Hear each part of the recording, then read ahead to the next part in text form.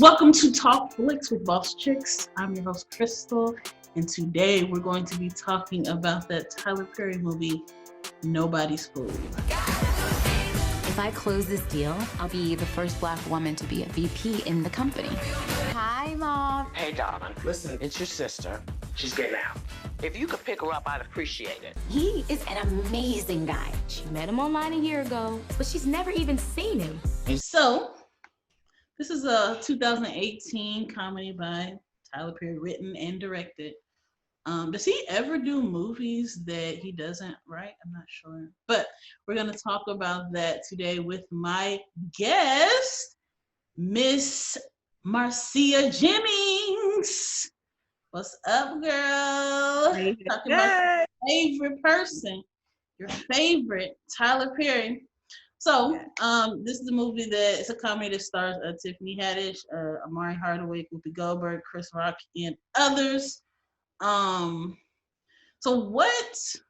Before we even get into the movie, like as far as what we saw with the actual story, what were some of the things that you saw that are typical Tyler Perry things, like his signature things to his movies?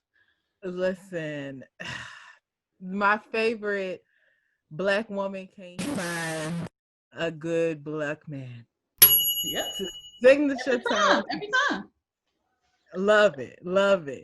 The bad weave, signature Tyler Perry. Was there anything else that no, actually, no, the use of very famous people, very famous people in a ridiculous movie. And ridiculous roles. Yes, I'm glad that you pointed that out because that was something that I had notated too.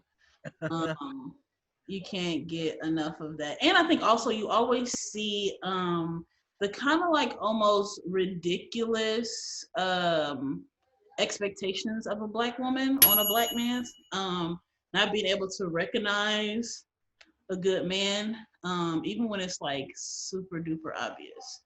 Very superficial Black women. That's I think that's the word that I'm looking for. Just beyond, I think, have we seen superficial people like this? I don't feel like I have people like that in my life. I usually pick my friends very selectively, but do these women exist? Where it's like, okay.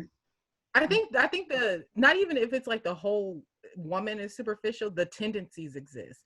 And I say yes because some of the things when she pulled out the list, like this is my list of things.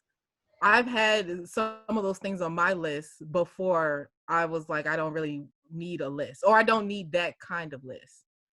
So at the beginning, listen, I understand the height thing, but let me tell you why her height thing didn't make sense. She was already short.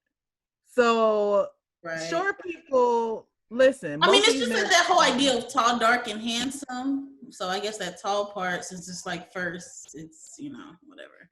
Girl, you can call it superficial in terms of that specific one. That's why I was like, there are certain tendencies, I would say, of superficial that kind of run through a lot of women, and not just Black women, just women in general. But the one that stuck out to me, like that I identify with, was a tall thing. But I'm also 5'11". So the tall thing to me is important because it really, not that like short dudes can't also make you feel, super secure, but I like being in someone's embrace and like being fully in someone's embrace. And that's hard to do when someone who's shorter than you. So I prefer taller men because I like the fullness of a hug. Going on that note, do you feel like, because I've heard men say this before, that women need to lower their standards or they're too high. Do you think that's true? Because I feel like these movies a lot of times kind of exemplify that feeling of, women, particularly Black women, y'all standards are up there and nobody can reach it. That's exactly what that movie was saying. Good for you to point that out. That's exactly what that movie was saying. I don't believe the standards that I'm thinking of, which is more than just the physical stuff. When I'm saying standards, I mean like I want someone who walks a path of God. I want someone who believes education is one of the ways we can secure a better future. So if a woman holds those standards, I believe those are logical standards. It's things that people can do. And I don't believe that if that's something that she holds dear, that she should have to lower. And if a man feels threatened by that, then you're not the man for her. And even of course, because, you know, and I'm not saying men, just say men, people in general, whoever, partner, whatever. If that person feels threatened, it's because you weren't meant for that person. Like, I don't know how else to tell you that. You can't live up to everyone's standards. And that's okay. Find the woman where that's not a standard for her. And then go with that. Yeah, I definitely agree with that. And I was you know, going back to that scene where Amari Hardwick's character overhears her talking to the main character. What was the main, Danica or something like that? What was the main character's name? Girl, all I know is that okay, well, talking to the main character, the girl with the really bad wig. Girl, first of all, her name. Tiffany was like, "Mama, your name." How she said a white way? She said a real nice name. It was like done. It was just something real, you know, black. Something like a black name. We like a little season in our name. Her name was real seasoned when her mama said it. But then when she got, you know, no, my name is something that's very Eurocentric. So I don't even know. Danica, da. D. I'm gonna call it D. The forehead character. Forehead. The one that was not Tiffany Haddish. And the sad part is I have seen her in other movies. I just never remember her name. What movie is it? I don't know. She was in Sonic the Hedgehog. And she was in The South Side with You, that movie about the Obamas. And Ride Along. I think that's where I've seen her Ride Along. Where you know her from. Yeah. And Tyler Perry's A Medea Christmas. Oh yeah. See, I told you I knew her face. Yeah. So girl, yeah, I like the fact that she had to get down on bended knee at the end and just really kind of, you know, come out of herself and like her whole like humble herself. Too good for you type of attitude. And I do feel like, you know, sometimes and then we kind of talk about this on the other show about it. Sometimes you have to lose something in order for you to really realize that you really love that person or that thing or whatever it is. So that's something that is true. Let's start at the beginning. Okay. First of all, men are very bold and very disrespectful at the same time. Because if we recall, she thought she was in this relationship with this dude that she had never met. Yeah, she got catfished. Yes, and it wasn't a little bit of time. Wasn't it like a year or something? No, technically she didn't get catfished because remember his coach stole his identity. Right, yeah. So it was, he really exists. Right. But she told that dude, I'm in a relationship. And it was a long relationship, like a year or something. And he was still like hitting on her. Men are very disrespectful. Single people can sometimes be very disrespectful, which also goes back to our other conversation when we were talking about the red table talk about how some people don't care if you're in a relationship. Yeah, because they don't care if they're in a relationship either. They don't care. Because every morning she would go get her coffee and he would be, you know, girl, you know you ain't got to pay for this, girl. I mean, you fly and whatever, girl. Just flirting with her. So how many times I tell you I'm in a relationship? Girl, she can get that free coffee. I will probably understand. But she still offered to pay for the coffee. She kept offering to pay for the coffee. But yes, I'm not saying she's right either. Because she should have shut this down. Look, sir, I know you're interested, but what I said was relationship. The relationship is on this. Stop doing this. But yes, so I felt bad a little bit that she was using him at the beginning, when she was like, shoot, I'm just gonna go sleep with him. We gonna see what's what. But then also a little bit, I was like, sir, you've been talking to her forever, and she been sidestepping you for 23 years. Let's talk about that. Is that an appropriate strategy for dating? Like I know, like you may really, really like someone, but like if you're kind of getting, that kind of cold shoulder, not really, progressing, is it good to just kind of keep like trying, that persistency? Like, is that good? I don't know. Is that bad? This is funny that we're talking about this because what was it? You remember the show You? Yeah. It had a little bit of that that topic had come up too, about pursuing, and how sometimes women are like, you have to keep knocking at the door. But then other times it's like men don't know how to respect a no. Like and it's always that flip coin where like a person is saying the same thing multiple times. And I think that's a hard question to answer. Like, I understand that persistency, so you can show someone that you really do care for them. You really are interested in them. Like, it's not a passing phase. Like, for real, I really dig you. But at the same time, if someone says no, say no. Because to me, it almost becomes harassment a little bit. It's like you're sliding into the harassment lane. Yeah. I know people who've done that, and it is a put off to be like, no, thank you. Like, how many times do I have to do the fake smile? Like, no, I'm flattered.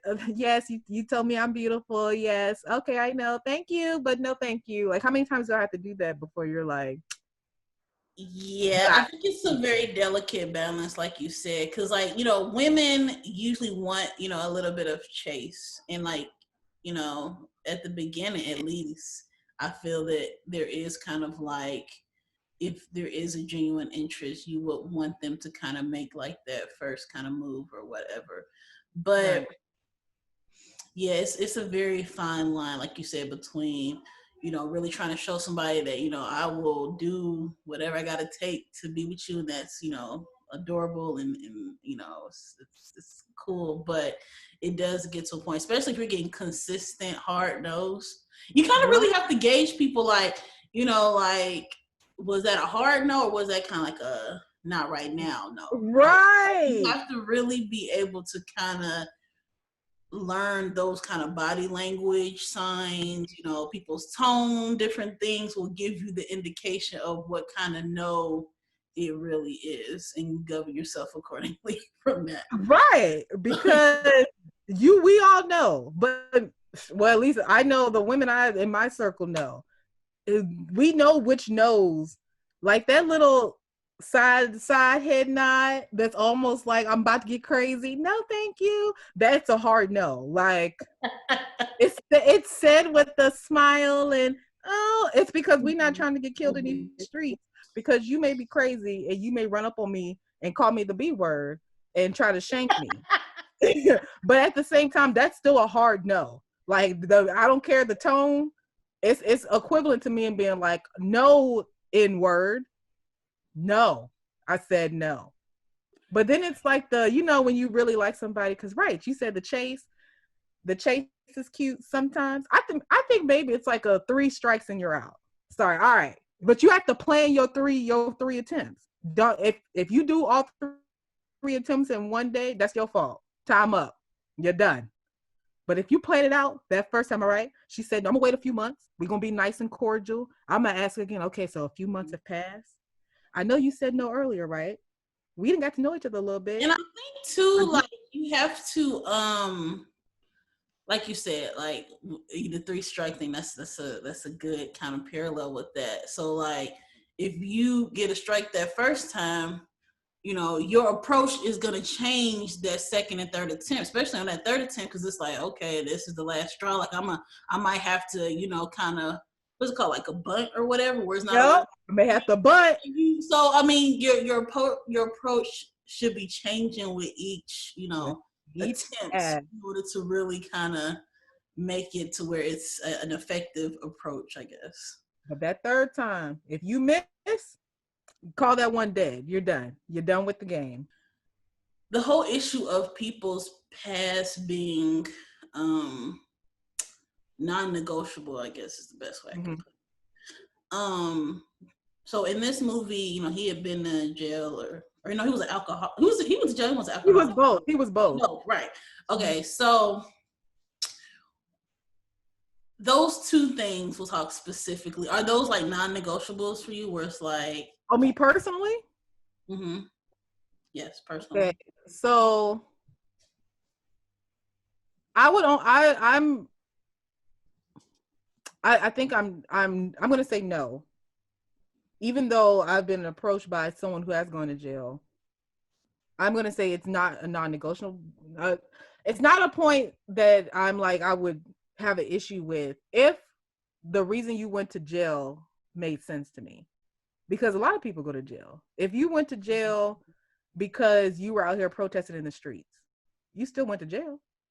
Does that mean that you're disqualified? No. You were protesting for something that you believed in. They took you to prison. Nothing I can do.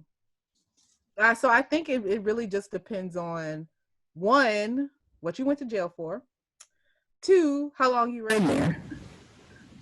Because when you're in there long enough for it to like completely change who you are as a person, because then that's going to have to be a conversation we have. Like, how are you before? How are you now? So I'm going to say it's not a stopping factor personally for me, but that doesn't mean all sign mean go either. Like, it ain't, the light ain't green. It means we can have another conversation. What about the alcoholism past? So I addictions are very hard. And I'm fully aware that people are addicted to different things. So I guess it depends on where you are in your recovery. And like how far removed you are from that recovery. Because a lot of people have addictions. It just may not be the one that most people are, you know, that's common. Like alcohol, people know that. Drugs, gambling, like those are the typical, I'm addicted to this, I go through this, I got in trouble for this. But your addiction could be to food. People don't want to see it that way, but there is an addiction. Food addiction is real. Oh yeah, absolutely. So that wouldn't be a hard stop for me. I would just need to know where you are in your process for recovery. Because if you're at a place where you're still going through it, I personally don't think you should be trying to date anybody because you're not ready. Like, in my opinion, you're not ready because you're still working on you. Right. Yeah, those two for me personally, and it would really kind of depend on, like, once we actually started talking more seriously, I would have to kind of ask very personal and detailed questions to really kind of get a feel for, okay, am I ready to deal with what this person's has on their plate? Because that's going to be something that's ultimately going to end up on your plate at some point. Right. If you decide to go forward in a relationship. So the jail thing, I agree. It's like, it depends on what they went to jail for, but that's going to be probably more difficult than alcoholism because, like, you know, like we saw in the movie, like, it's hard to get a job. It's hard to really kind of move forward in your life when you have a record. And that's just, the system is just busted like that. It's not right. And that's something that does, hopefully, we'll start addressing soon with, you know, a lot of the activism going on and people realizing that systemic racism and stuff is a thing. I'm hopeful that, you know, at some point that won't really be an issue. But yeah, I would definitely have to see what they went to jail for, because if it's something like, you know, felony assault or something crazy, like, nah, I can't fool with you. But like, if it's something like you said, like, oh, you know, they you know, were protesting and ended up getting arrested on some garbage, then that's something totally different. So yeah, alcoholism, yeah, like you said, addictions are hard. Mm. I want to say that one actually might be more of a no than the jail thing. Now that I'm thinking about it, because I've known some people who have been alcoholics, and it was just really. And people get over it. I get it. Everything's a process. Some people come out victorious. Mhm. Um, but it would have to be kind of like how in the movie how he has come out victorious over it. Like if it was a situation where I'm seeing with my own eyes, like, yeah, this is still a pretty real struggle, then probably not. But if it's something I'm saying that it's more of a testimony, then there's absolutely no problem. We can move forward. Right. And yeah, like you said in the movie, I think that's why I really understood his point when he was just like, you were judging me off of stuff you didn't know. Mm-hmm. Because right, he was already out of prison.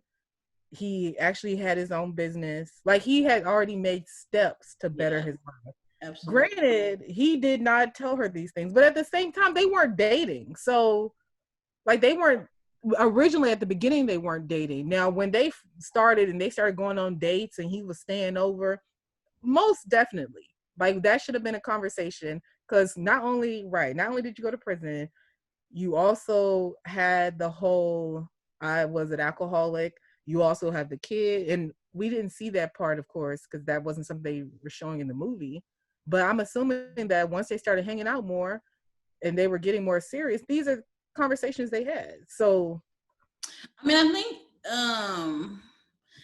and that's, I guess, one of the messages the movie was trying to drive home is just always kind of being on your high horse, like you make other people leery of being real with you, or what I mean, like being that candid with people. So I think maybe if Danica had have been a little bit less uppity, then it would have allowed him to really kind of you know have those conversations with her and address those things that he had not shared with her just yet. but at the same time, he knew what he was getting into. Like, I feel like she wasn't really I was hiding wondering how why he even liked she was. her. Like, Right. Like, honestly, like their connection was very superficial to me. Like, it it didn't really was. seem like they had anything in common. So, like, and that's one of the things that you see a lot in Tyler Perry plays too. Is like these relationships in real life, they would not even be They real. wasn't. Like, no, He no, saw how shallow she was after that first time that he slept with her. Like, right. you thought But she was gonna change overnight just like that? Really? I think people be thinking they can change people. And that is a problem that I think really messes up a lot of relationships. And it's like people try to do the Lord's work. Like, it's not your work to change somebody. Like, all you can do is try to plant the seed and then, do what you can, put some water on. The Lord is what makes it grow. And so I think a lot of people kind of get into these relationships thinking they can change and heal people and all this other But stuff. you see, that's those standards we were talking about, that when they start lowering their standards, because basically what people are saying with their standards are, here's what I know I can deal with. Like, I can't deal with anything that's harder than that or lower than that, not even necessarily harder. Because it's gonna, like, I don't know how to deal with things like that. I don't know how to respond to things like that. So here is where I am. I can't do people who do this or don't do this. I'm not gonna be any good. But then they start lowering their standards. They get into these relationships with these people who are below their standards. And what happens? I don't know how to deal with this. I'm going to try to change you and raise you up to my standards. No, you should just never lowered them. You should have just left it alone and just went about your merry way. Truth.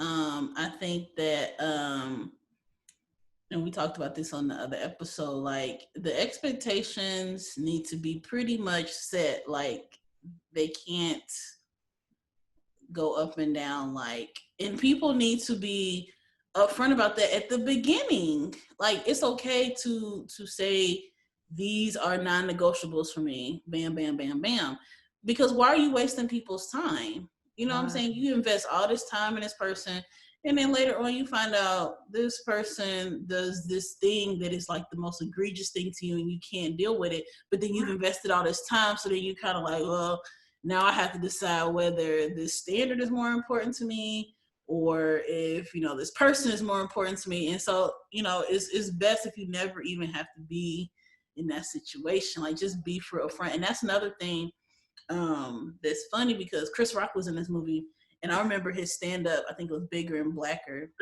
Remember that one?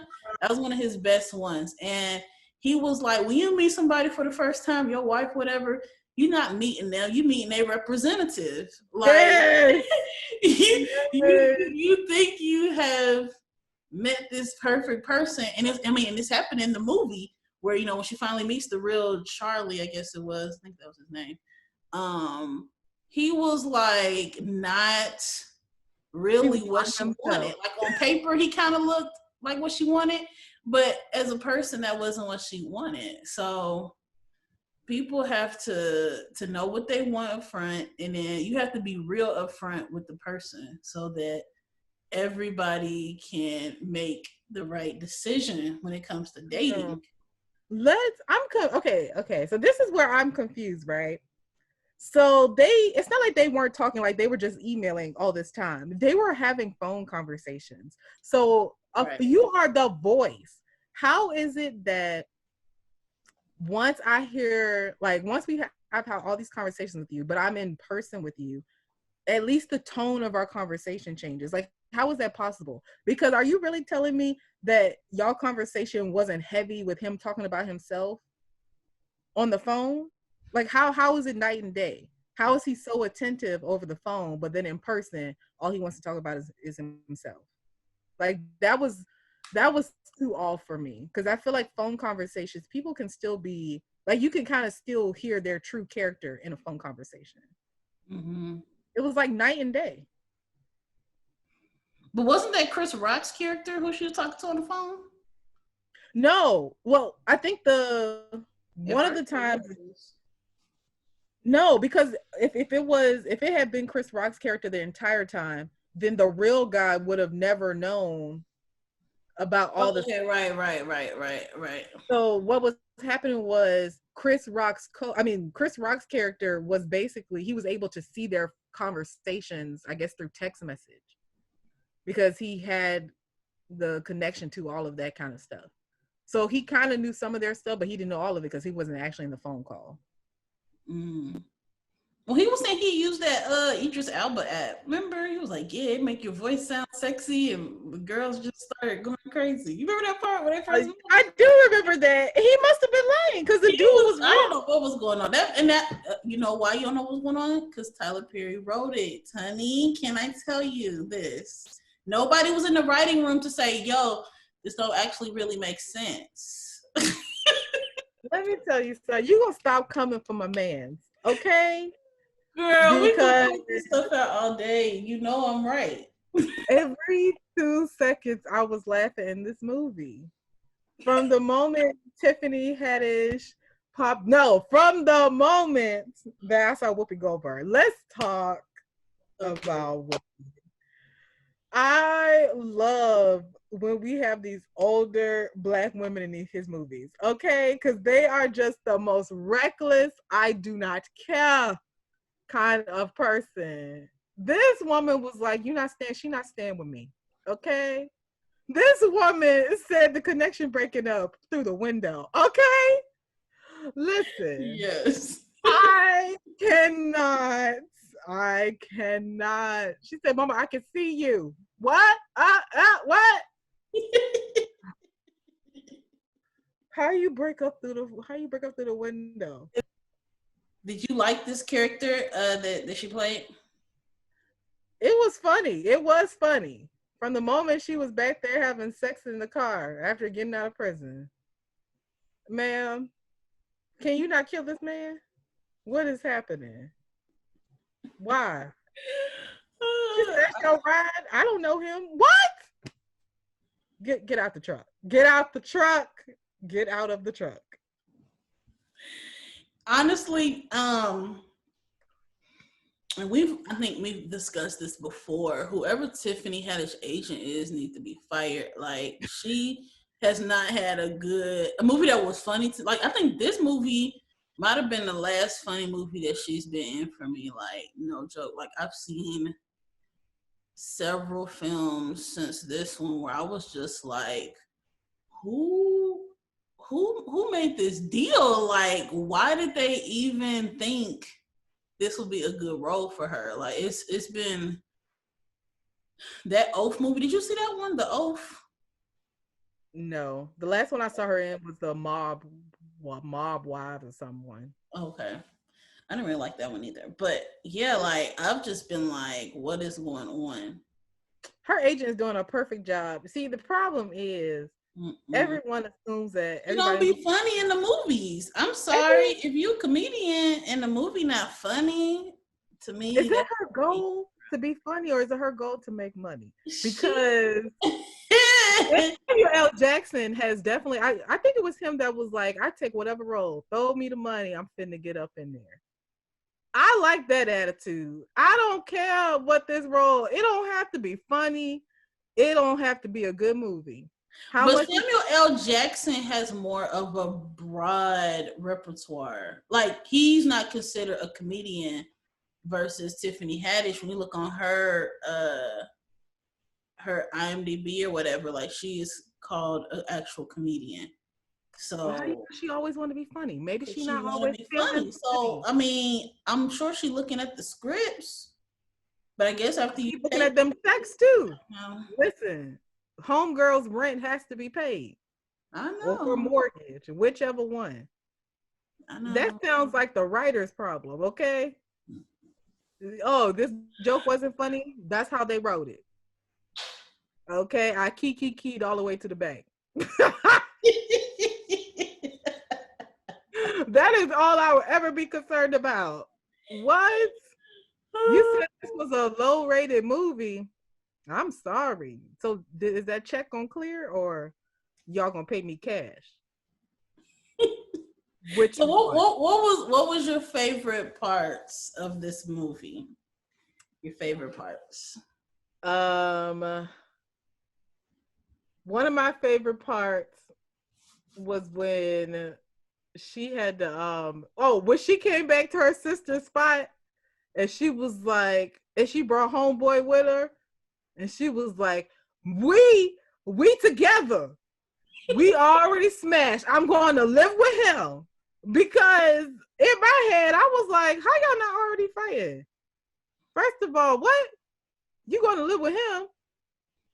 We would have been fighting in that whole room. But the thing was, she played it all the way through. And when he got up there, even in his confusion, she was still trying to play it off. It's us. It's us. He's like, what? It's us. We gonna be all right. What is happening? I wanted to say my favorite part was the Chris Rock part. I was gonna say that. That was my favorite part, but go ahead. Girl, it was just too much to even fathom.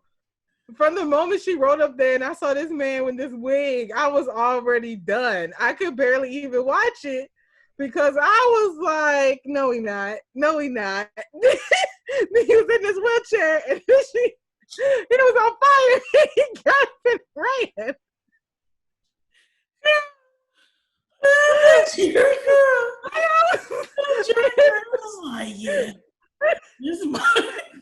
And then his people around him, his crew just laughed at him. They didn't even try to help.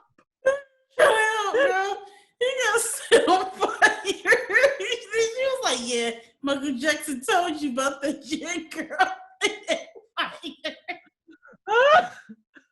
His people laughed so hard around him. This man is on fire and they are just dying. Get him! What? Somebody put this man.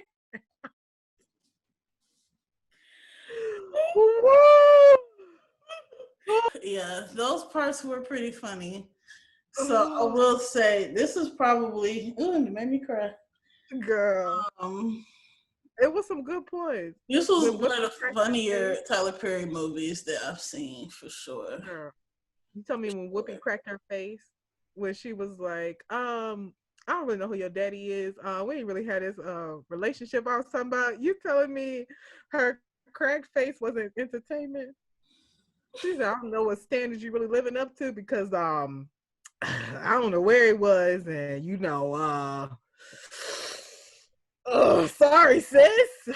I mean, that is like the theme of the day. Be for real up front. Like, it's People are not scared, even worth it.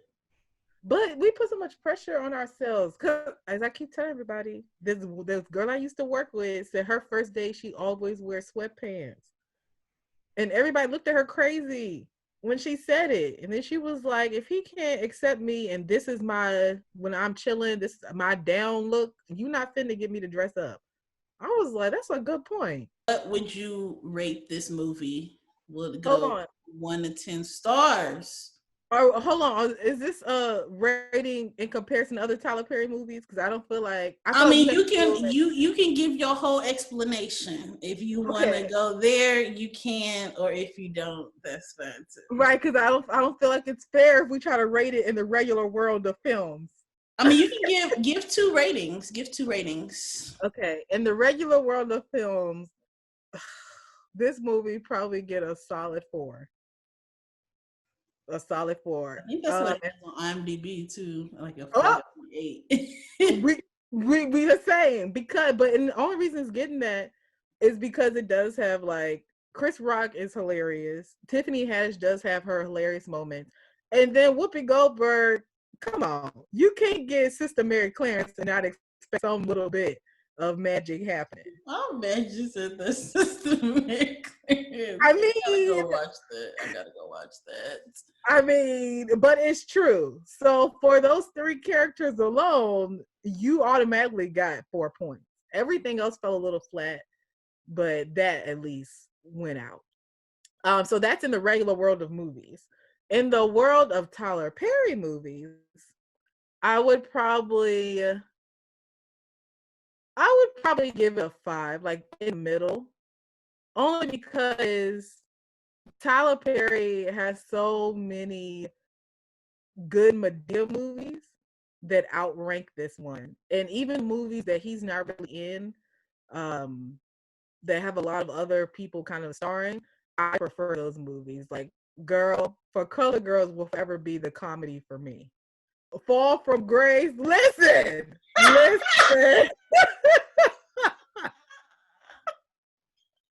That movie. And then you got, that movie took them all of 5 minutes to make. It was 5 minutes of greatness, okay? And then you got Acrimony. It's just so many good movies of his that I can only put this one in the middle because it's not better than any of those ones I just named. So yes, it can't beat that. And it definitely can't be from Fall from Grace. That may have been one of his best all-time classics. Like that will forever go down as a Tyler Perry masterpiece. Oh God.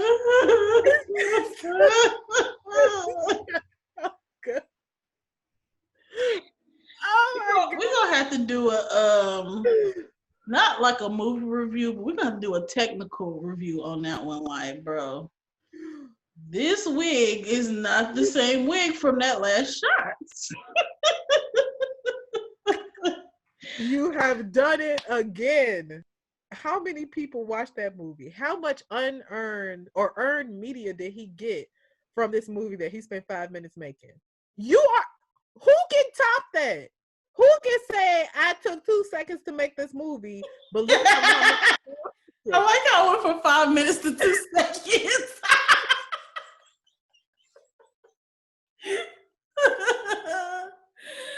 So I think as far as my assessment of it, and I'm not really gonna do a Tyler Perry category in the review, like where it's just his own category. This one, like I said, it did have some funny parts. It was funny. The story was really paper thin though. So I would have to give it probably like a 3.5. Okay, that was good. So, because you're real critical. I am. I'm very critical of it, but one of the things that took it from a 4 to a 3.5 was that daggone wig, like that the main character had on. I'm like, It's Tyler Perry. It's Tyler Perry. It's too much. Like, you're really making her look a mess.